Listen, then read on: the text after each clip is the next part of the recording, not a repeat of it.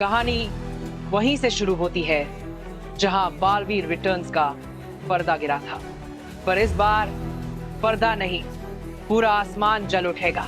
कहते हैं कुछ कहानियां खत्म नहीं होती, वो बस इंतजार करती हैं अपने वीर के लौटने का। और अब वही घड़ी आ चुकी है। हवा में फिर गूंज रही है बालवीर की शपथ, जब तक मैं जिंदा हूं अंधकार कभी नहीं जीतेगा।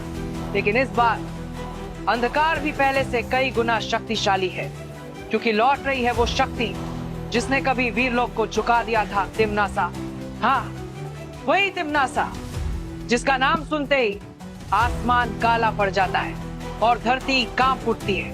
अब तिम्नासा के साथ साथ परछाइयों की एक नई सेना तैयार हो रही है, ऐसी शक्तियां जो ना किसी लोक की है ना किसी नियम की। और इन सब के बीच बालवीर को दोबारा खड़ा होना होगा, उस विरासत के लिए जिसने उसे रक्षक बनाया था। लेकिन कहानी में एक और धमाका बाकी है, क्योंकि इस बार विवान भी लौट रहा है।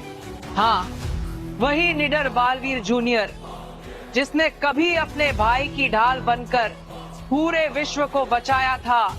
अब दोनों फिर एक साथ एक ऐसे मिशन पर होंगे जहां दांव सिर्फ लोगों का नहीं बल्कि समय का होगा।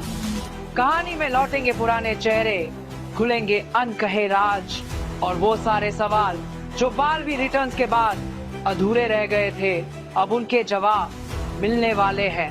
क्योंकि ये सिर्फ एक सीजन नहीं, ये है Baalveer the return of light, जहां पुरानी कहानी का हर अधूरा अध्याय अब एक नए युद्ध में तब्दील होगा।